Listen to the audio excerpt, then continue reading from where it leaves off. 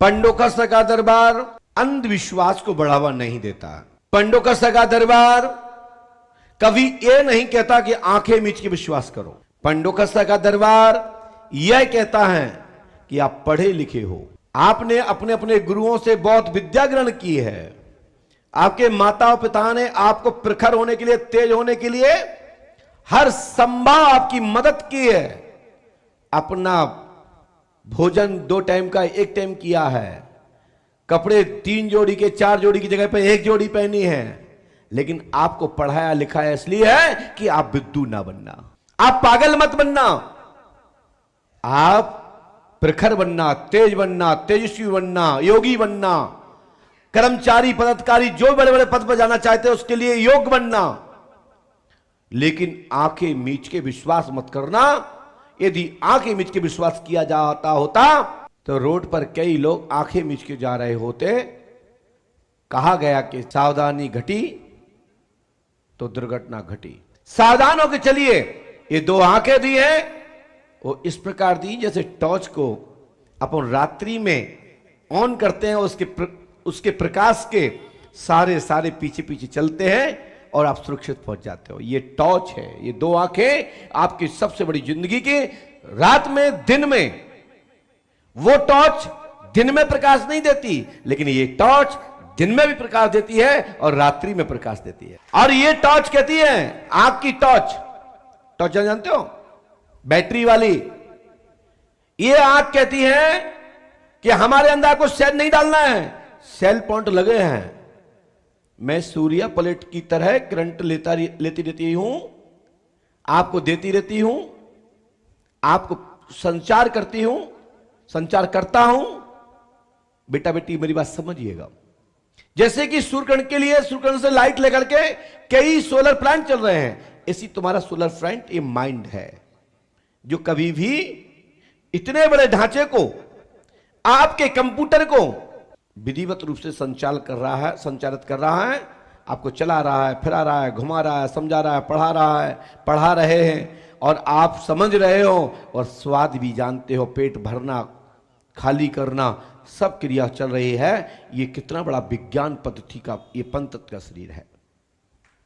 इसी प्रकार की 2 आंखें वो इसलिए दी गई हैं कि आप अंधविश्वास में ना पड़ो। चाहे वो पंडों का सरकार दरबार हो या भारतवर्ष का कोई भी दरबार हो। जब भी कोई पर्चा बनाता है तो डॉक्टर भी कहता है अमुक अमुक बीमारी है, ये रिपोर्ट में आया है, इतने % ये प्रिंट चीज होना चाहिए थी, ये क्रॉस कर गई है, लाल लकीर पार कर रही है, सीमा पर है, ये दवाई खा लेना तो लाभ मिल जाता। अपन कैसे करते हैं डॉक्टर की दवाई को? ऐसे देखते हैं। तो जब भी कोई गुरु या संत या बाबा पर्चा बना रहा है ना, तो उनकी आंखों में आंखें मत मिलाइए, उनके वॉइस आवाज को कान में सुनिए और उनका लिखा हुआ पर्चे पर दृष्टिपात करिए। आपको कोई भी दुनिया का कोई भी पाखंडवाद आपको बेवकूफ नहीं बना सकता, क्योंकि अभी ये सामने विषय आने लगे हैं। कई बाबाओं की ट्रिक सामने आने लगी हैं।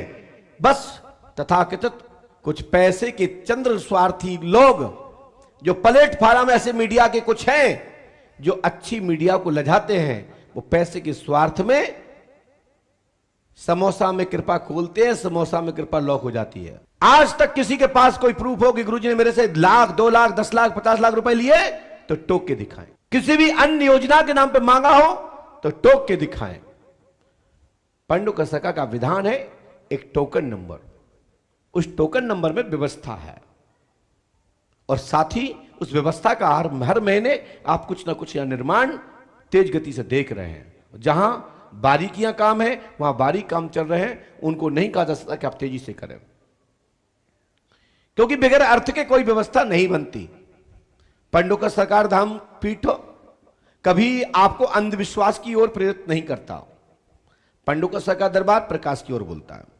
हां, यदि पंडों का सरकार दरबार के द्वारा या मेरे गुरुशन नामक जो आप गद्दी पे देख रहे हैं, आपका गुरु, आपका भाई, आपका पंडित, आपका आचार्य, आपका मित्र, जिस भाव में मुझे आप देख रहे हैं मैं आप इतना ही कहना चाहता हूं, मेरी किसी भी पद्धति से आपको आघात पहुंचा है तो कृपया घर बैठ के नहीं बोलिएगा।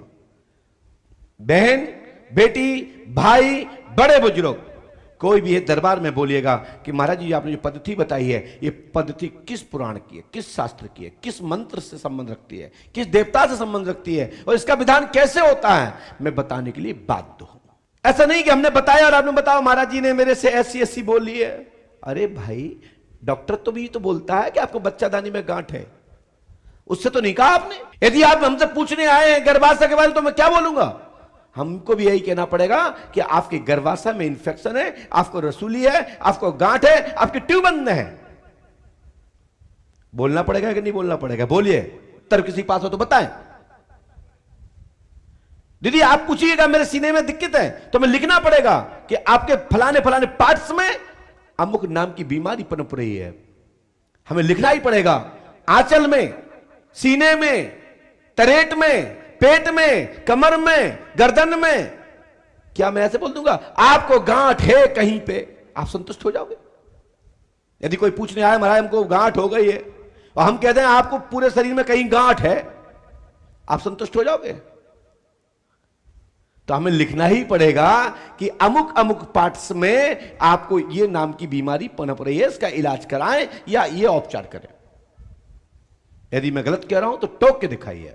डॉक्टर भी बताता ही है कि आपको अमुक नाम की बीमारी है, ये ऑपरेशन होगा, आपका गर्भाशय निकाला जाएगा, आपका आंचल निकाला जाएगा, आपका हाथ निकाला जाएगा, आपका पैर निकाला जाएगा, आपकी आंख निकाली जाएगी, आपके ब्रेन को छेड़ा जाएगा, उसमें से गांठ ट्यूमर्स निकाला जाएगा। तब तो नहीं कहा। तो उत्तर में आप लोग कहते हैं महाराज वो डॉक्टर ही, डिग्री है उनके पास, तो मेरे पास क्या डिग्री नहीं है? यदि डिग्री नहीं है तो हमारे पास आए किसके लिए? हमारे पास से हनुमान जी पंडुकर सरकार की डिग्री है, हमारे पास सदगुरु की डिग्री है, हमारे पास ही पंडुकर सरकार की पराशक्ति का ज्ञान का मार्गदर्शित करता हूं, उसी की ताकत से आप लोग यहां बैठे हैं। लोग कहते हैं कि वो पढ़े लिखे होते हैं, वो पढ़े लिखे हैं, उनने पीएचडी की है। आपने क्या किया? हमने चौथी फेल हूं, लेकिन तुम यहां घास खोद रहे हो क्या? मैं चौथी फेल हूं लेकिन घास खोद रहे हो क्या?